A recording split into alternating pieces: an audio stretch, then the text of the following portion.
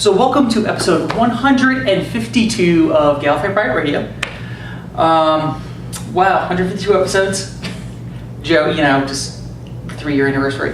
But we got a lot of really cool things to talk about this time.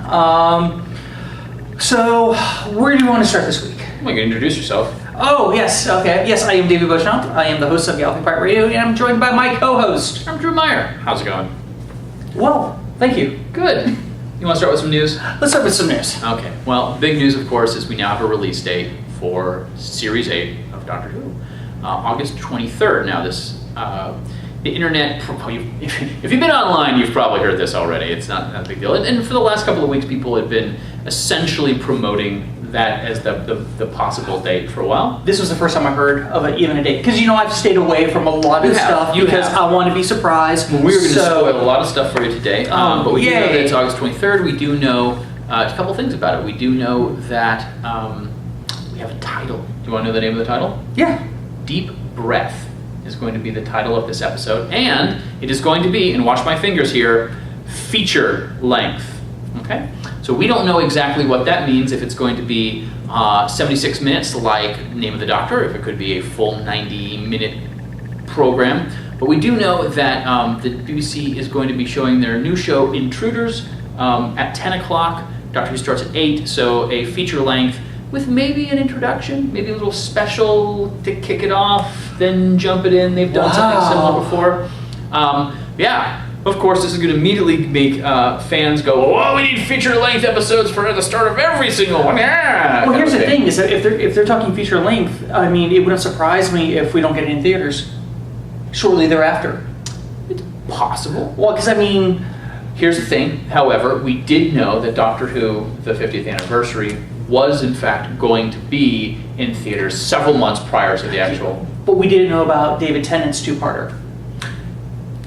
That's true. I think they're probably going to wait on the numbers before we. Yeah, but I think it's setting the stage. Oh, sure. For a theatrical release. I know folks who went to see the finale for Game of Thrones in the theaters. In some places. Oh, wow. So yeah, television. It's better than most movies out there. I'm not going to argue with that. So. Yeah. Well, I'll be honest. I know if it happens, we'll be there.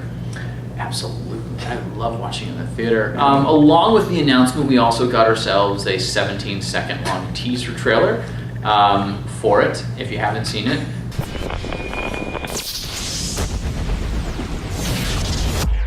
Clara, be my pal. Tell me, am I a good man? I don't think I know who the Doctor is anymore.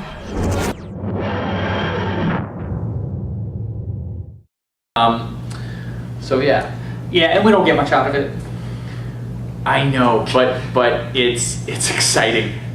I was not all that excited about it. It was just like, give me the full trailer. We'll see it. Which I think, because we're talking about trailer, I think we should talk about ComicCon. Sure. Which Doctor Who is not going to be at this year. Well, let's clarify that. They're not having a giant panel. BBC is going to have a Doctor Who display. Featuring lots of fan art, which is very cool. I dig that idea. Neither one of us is going to be there. But California and all that. But yes, they are not going to be having any actual star presence, or so they say. I know it's a little early to start talking about theories, but you want to... Well, last year, Moffat said that if anybody really leaked the footage that was shown there, he was not going to come back to Comic-Con. Could this be the reason? Who knows? Who knows? I'm going to go ahead and say no, because if I were Moffat and I were punishing the fans, one, I wouldn't punish the fans. Yeah. Two, if you were going to punish the fans, we would have heard, hey, you guys leaked the trailer. We're not going to be there. But I think it's more likely the Doctor Who International Tour, which I think has 9 dates. Yes. Starts August 7th. And is going to be going all around the world. Australia's going to get it. South America's going to get it. Mexico's going to be getting it. Antarctica's going to be getting it. Antarctica's, yes. Madagascar is going to have a special showing. Of course, that is totally untrue. And New York City is going to be getting it. Yeah. So only one place in the United States.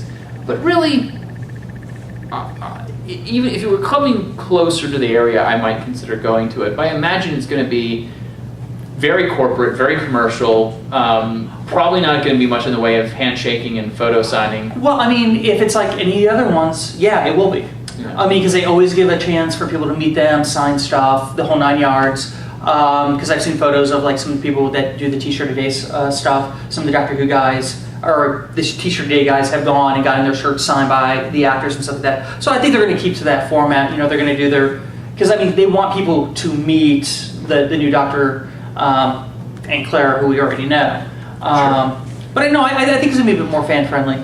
Yeah, we'll see how that goes. But I think also in talking about full trailers. Yeah. We're probably going to see, and again, we don't have any kind of authority in this, so feel free to ignore us completely, but we're probably going to see a trailer sometime around the time of that, because they're still filming. I think August, and I have no idea if this is true or not, I thought that August 1st was the wrap-up. Like, they were going to be finished filming August 1st, go on tour less than a week later, which means that the finale, which they're filming right now, is probably going to go into post-production while they're on tour and be ready. Yeah, but if you think about, people involved with the post-production aren't going to be involved with the tour. Oh, what I'm saying is, that I really, this is more a comment on Capaldi and Louise Coleman. I'm sorry, Jenna Coleman. Yeah. I don't know why I'm meh. So that my fingers crossed that we'll be getting a trailer sometime in early August. I'm excited about that. My guess around the 7th when the first date is. I think so. I think it stands to reason that the kickoff, which I believe is in London, they're probably going to show the trailer. Yeah, they would have to. And then to avoid poor leaking, they'll most likely show it. But again, who knows? We're not the authorities. Yeah. So. You want to talk about the Rani? Yeah, big finish. We're getting a new Rani in December. Getting a new Rani in December. Exciting. I'm excited. I'm thinking about pre-ordering those episodes because I'd love to see how they're going to handle it. Mm-hmm. It's going to be 6th Doctor.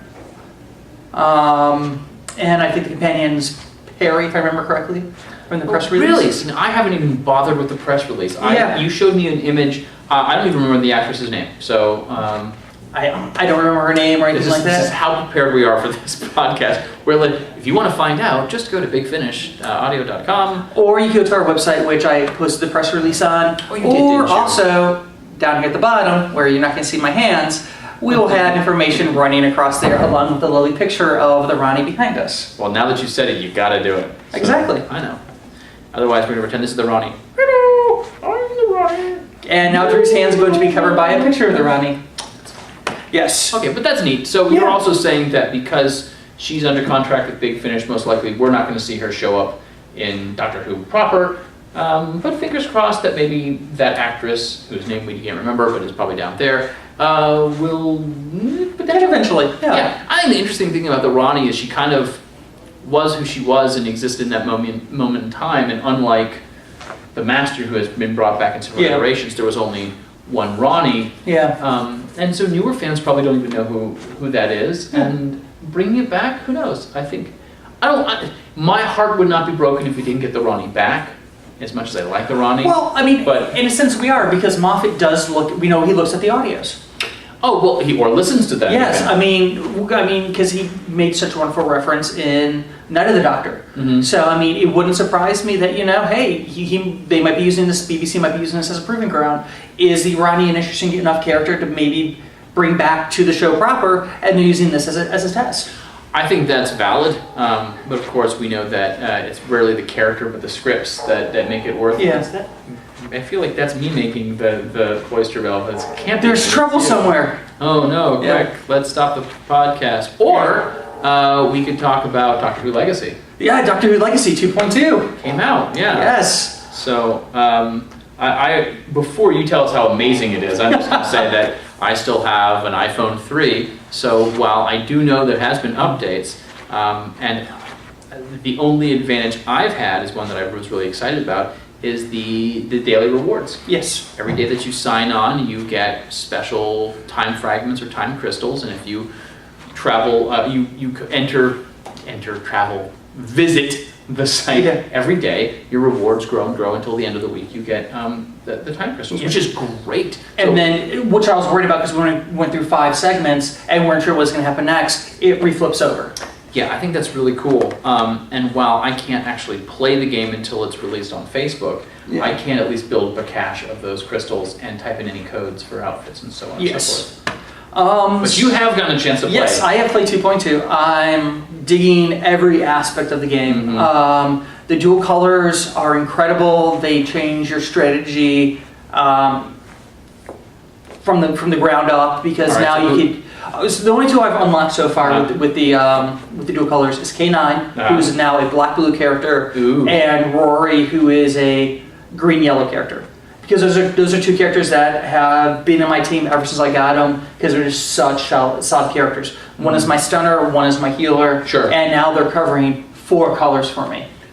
That's wow, that's cool. Having listened to your conversation with Lee and read the notes, I know they've also got you can change the format of the crystals to have them look at different images. I've seen the Van Gogh. We have Oud, we have Master, we have a whole variety. It seems like almost every update they're adding a few different crystals. That's cool. Have they included the updates for the colorblind? Or is that just the idea is that the colorblind can look at the images rather than the colors? It's possible because I know with the Oud, all the lines are in a different in a different place. And like the Van Gogh, they're all different images. So yeah, I mean, I think that could definitely do that. I have not seen one specifically for the colorblind. Sure. But I mean, the images definitely do help with that. I think that's great. I don't talk a lot about video games because I don't play a lot of video games, but if you want me to play a game, you have to offer me variety, and you have to allow me to get to pick and choose, you know? So. Yeah, and I also get to talk about one other thing. Sure. I got to thank Lee for this one. He allowed us to have a sneak peek at my Dr. Davison. I know. The 5th Doctor. Yes, he is part of my team. Even in situations where he is not the best, he is still part of my team because he's my doctor. It was just amazing getting that email from Lee, and it's like, here you go, here's a code. I'm just like, I wonder what this could be. I know I was hoping it was going to be. Sure. But it's great. I love playing with Davison. He has phenomenal artwork. Powers are a little strange, a little different, but we knew that was going to be the case. His first power is Braveheart. Well, it's Braveheart is the power in general. Okay. Yeah. The first thing that he does is drops, or at least at the level I'm at, will drop up to 7 green crystals when the board clears again, or when you move stuff, which can be helpful against things that you're fighting that are weak against green. The other thing, which I have not figured out exactly how this comes into play yet, because maybe I haven't hit a level for it. Sure. But it increases gem move time by 5 seconds for 1 turn. I can only assume that means you could hold your finger down on the crystal to decide where it goes longer. So like if you're on a blackout level, you have 5 additional seconds to move that gem to clear your board. I could be wrong about this. I have not tested it. It just hit me right now about that functionality. But I'm gonna try to see if I do get a longer timer on those crystals after you use his power.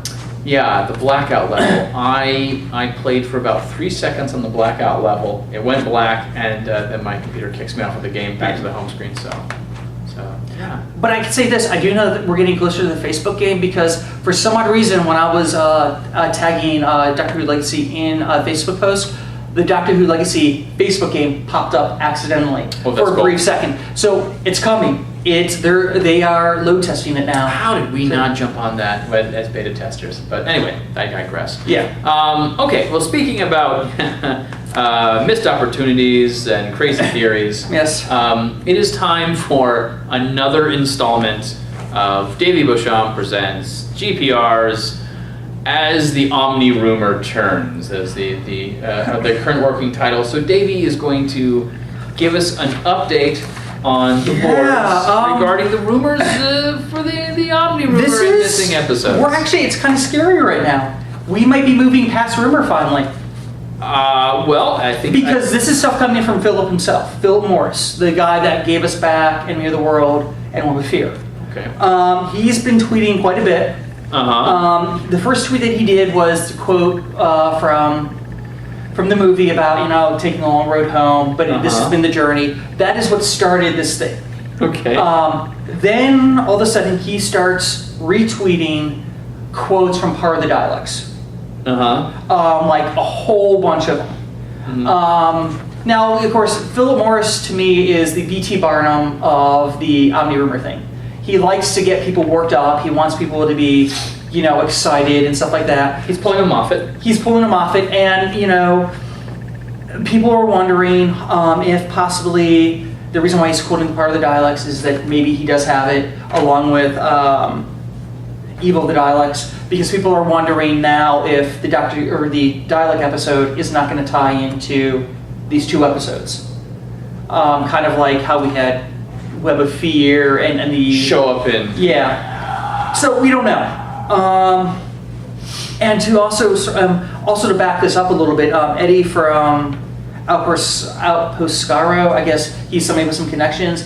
Even he is starting to stoke the fires of the Omni-Rumor. I don't know exactly how it's connected, but people have made notice of this. Also, a lot of people that might know something have completely stopped posting. And we're talking about 5-6 people that I won't say are directly connected, but have had a decent track record of knowing stuff. They're not on the boards anymore. They have stopped posting. The important part is that you realize that this is still a rumor section. Yeah, it's still rumors. We're not proclaiming that any of this is real.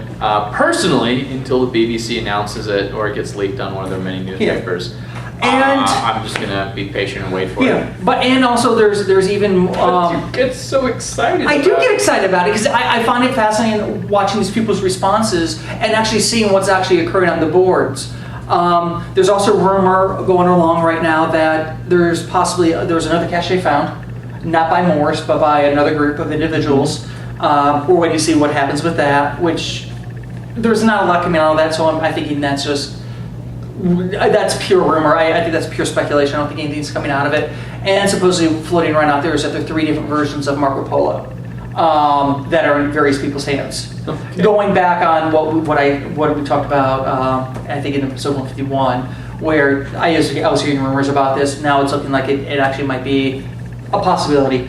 But what could be coming next? We gotta wait and see. I'm excited one way or another. I'm excited by this whole sociological side of this entire thing. The way people act, the way they treat each other over these rumors, which I think is absolutely silly most of the time. But it's entertaining. It's fun to speculate. It's like speculating what's going to happen next on the show. What's going to be the next episode of Doctor Found episode, if anything is going to be found. It is all for fun, not for any we are not saying this is fact. It's what's being tilted around the message boards, the rumors, things like that. But yes, fact is Philip Morris hasn't retweeting the stuff. Fact is some other people that were sort of in the know before aren't posting anything right now. Does it equate missing episodes being returned to us? We have no idea.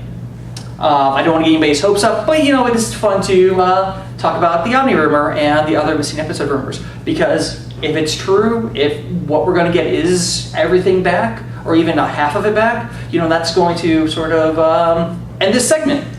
Well, let's end this segment because we spent far too long on it as is, and go on to something equally as plausible, the main section of this, which is that this past week, you and I, at separate times, listened to the audio drama Slipback. This came out on, if I can remember, BBC 4. Yes. BBC Radio 4 in 1985. Yeah. During the hiatus. This is a Colin Baker and Herbert Gilliam Brown. Wait, I'm sorry. Sixth Doctor and Perry, rather than Baker and Nicola Bryant story. Written by Eric Saward. Yeah. And what do you think? This is everything. This audio drama sums up everything that went wrong during Colin's run on Doctor Who. Explain. Especially for those of everything that was that period. Everything that was wrong, everything that bad acting, bad dialogue, bad story, bad characters. You get it all in here.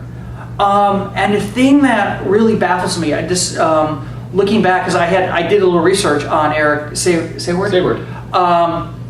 He was around all the way through Davison. I mean, he started with Castrovalva. He did. And What was he doing with Castrovalva? A script editor.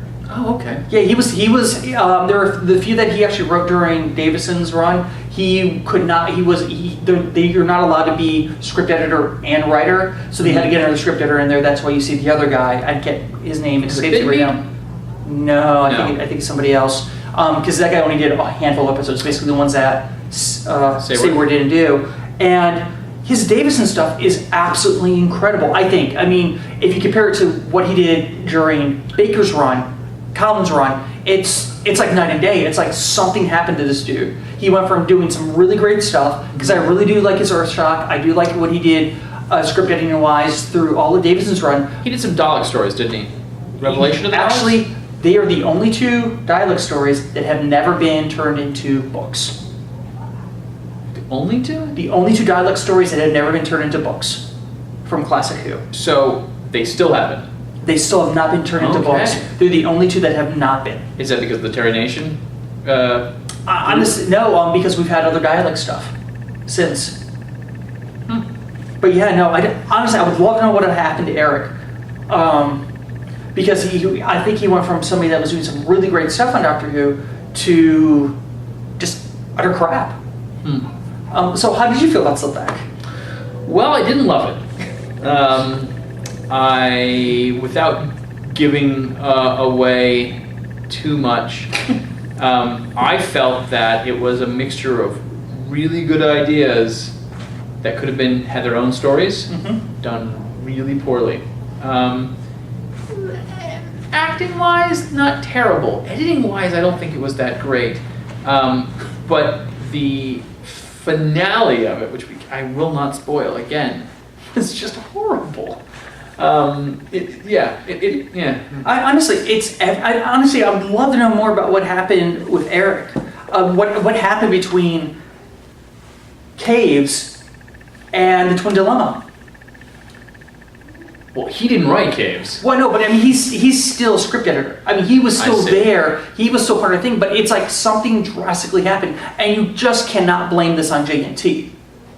I mean, you really can't just blame it on JNT, especially when I went back and started doing some research. I mean, because this is all Eric. This is no JNT. This is all Eric Saward by himself, sort of thing. And I think because I mean, Eric at the time was very much anti-JNT, anti-Colin for a while. Especially if you read the Starlog interview right at the time after he quit. I mean, it's pretty. I have not done that. It's pretty vicious. Interesting read because it's just to get into perspective. I don't know exactly what happened. I mean, I've listened to the JNT stuff. I've read Eric Saward's stuff. I don't know why I keep wanting to mess up his name, but it's very, very interesting. The history at that point in time. I would love a docudrama on that entire time period. Oh my goodness. Well, okay, let's go back to actually Slipback. Do we have to? Well, it's what, about an hour and a half? No, it's an hour and 3 minutes. Hour and 3 minutes. So it's a relatively short one. I felt that the episodes individually were They're 15 minutes quick. apiece. Yeah. This came out over a series of nights, so this is actually something that was meant for public consumption. Yeah. I wonder if we would have liked it a little better if we had listened to it weekly rather than all in one or two chunks. I find that the especially the early Hartnell stuff that I find not bad but tedious, just because there's so much of it. I find I enjoyed it a lot better if I give it a night or two. Well, the thing is pretty much every episode ended with somebody screaming. There's a lot of screaming, and one of the endings completely unnecessarily. Honestly, I hate to say this. I would love to see what Big Finish could do with this script. I would love to see Big Finish take the script and actually them produce it. It would be really interesting to see if it could be different. Well, we stumbled on Slipback after, I think, looking at the Target novelizations, just kind of a list of them to see what we had, and we saw an image of Slipback. Neither one of us, So Saward wrote the novelization, I think, in '86. So yeah, I'm kind of curious. I don't have it in my collection. I have looked for it. I'd be kind of curious to see if it reads better than it plays. So, I don't know. all right. I couldn't tell you. I don't know if I'd want to go through that experience again. so what you're saying is you would not recommend this Well, yes and no. from a historical aspect. Yes. Yes. From a pure entertainment aspect, if you had other options. Yeah, no. Yeah. I'm right there with you. I Yeah. think it's interesting because, with the exception of the Pescatons, this is considered the first Doctor Who radio thing. And as such, for the mid-'80s, I kind of feel like it was well produced. Yeah, I mean... And again, we are now so used to these very tightly produced Big Finish audios, and I can't remember that it's not Big Finish, Yeah. but the ones we listen to now, that something that is not as good is going to seem just that much more. Well, here's the thing: is I think if you listen to early Big Finish, they were still, trying to get their feet on the ground. Yeah. And from time to time, their production, I love you guys at Big Finish, but sometimes there's production issues. I mean, I understand about production issues with the Lee Cummings episode and the video being utterly corrupted. But I mean, I think production-wise, Slipback was spot on. I mean, I thought it was really well done on that side of things. Sure. But good production does not make up for horrible story. Because I mean, the great thing about this being BBC Audio that did this, they had the full effects lab. They had everything they need to create something incredible. It's just they didn't have the script. It did feel, it's funny because now that you're mentioning Saward, it did feel very Sixth Doctor-esque, particularly like Vengeance on Varos. There is a lot of violence, and of course with audio you can't see it, but you can hear it, the crunching of bones, the searing of flesh, just so much screaming. Yeah, but that's the interesting thing that you would say the violence, because that is something that they bring up about Colin's era, that's what I'm trying to say, that it was more violent. And I don't think that there's an issue with that. It's just the way it's done. Sure. Because you can do something extremely violent and do it really well and create something amazing. It didn't happen with Slipback. I mean, there are a lot of issues with Slipback. Okay. Well, if this is Siskel and Ebert, we'd probably be giving it a thumbs up. Yeah. Question. Because we hammered on it so bad, is there anything you liked about it? Yeah, actually, there's quite a few aspects of it. I liked the captain. I liked his scenario. I think he made it a very good the overall character. The overall character. The captain. The overall captain. Yeah. Unfortunately, without explanation as to why the captain is the way he is. Yeah. It was very out of place and fairly jarring. There's no juxtaposition with the story. Yeah. But I liked that. I liked the idea of the main bad guy and why the main bad guy was how the main bad guy was. Yeah. I don't like it. Within 10 seconds you'll hear it. I was not a fan of the boozy broad.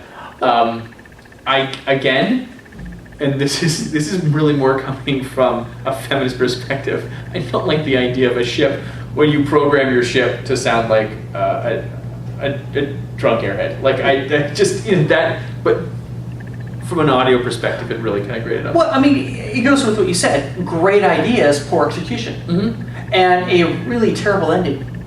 Really terrible. I mean, the more because honestly, I blocked out a lot of Slipback until you started talking about it. And today before we started filming, I was like, okay, try and remember because I knew we were going to talk about Slipback. Yeah. What did I think about it? Because I wanted to go back. Actually, speaking of Saward, I wanted to go back and listen to Doctor Who: The Writers' Room, which is a podcast with Eric Stadnick and Kyle Anderson. The very first episode they did is on Saward, and I wanted to go. It's been a year and a half since they started producing the show. I wanted to go back and listen and. Yeah, I had the discussion, but I was like, I don't remember anything other than the captain and the voice that sounded like this all the time. It sounds like a drunk Betty Boop. It sounds exactly what it is. It's a drunk Betty Boop. Yeah. Okay. Well, enough of that. Yeah. It's time now for Davey to plug his fingers in his ears because I know he doesn't want to hear about this, but I would like to talk about the images that have come up. So, just so you know, spoiler time. Yeah, spoiler time. With Drew Meyer. Yeah. Well, here's the thing. If you don't want to hear about the series finale, the images are all over the internet. So I'm saying leaving this for last because if you don't want to hear about it, go ahead and turn it off now. Still here? Good. Davey, do you want to hear the spoilers? Well, I'm going to hear them one way or another because I have to edit the video. Oh. And I have to put in the pictures and stuff like that. So I'm going to hear it one way or another. Better to hear it now and to get my reaction than we're in. Well, they're filming the finale right now. We don't have a name for it yet, but we do know that we have some returning guest stars. We are going to be getting back Kate Stewart, Lethbridge Stewart's daughter, and we are getting Unit back, and we are getting Osgood from The Name of the Doctor back. Osgood will be wearing a new costume this time. She will be emulating 2 other of her favorite doctors, so instead of wearing the scarf, she's wearing a bow tie and some sand shoes. Nice. So yes, I think it makes sense because those are the 2 that she saw last. Mm-hmm. And I don't know. Yeah. Since she just left, maybe she'll be wearing a faux hawk and a fake goatee. I don't. But the pictures from the set also shows returning villains, and those returning villains will be New Era Cybermen. Okay. Yeah. That nothing really spoilish yet. I told you it wasn't terrible. Yeah. So we are getting the newly updated Nightmare and Silver Cybermen back. We don't know why. We don't know what they're going to be doing. We have seen shots of the Doctor, Clara, Unit, and the Cybermen walking the streets of what I can only assume to be London or Cardiff. And that's it. Oh, and there's one other thing that I caught in just news feeds with interviews with Moffat about this whole season ending is that there's no way you're going to be able to guess the cliffhanger. It's not going to be your typical cliffhanger. You're not going to be able to guess it. You can't spoil it for yourselves because it's so different, so out there. We got to wait and see. Moffat will show up himself and become the next Doctor. No, he's Cyber Controller or Cyber Leader. Moffat as Cyber Leader. Oh, sorry, David Banks. Okay, well, that's all. I just wanted to throw in that because people are talking about it. It needs to be talked about. We talked about it. If you turned it off, you missed it. If you're still here, hey. Thanks for joining us. That's, I think, about everything. I'm done. Cool. This is GPR signing off. Until next time. Peace. Thanks, guys.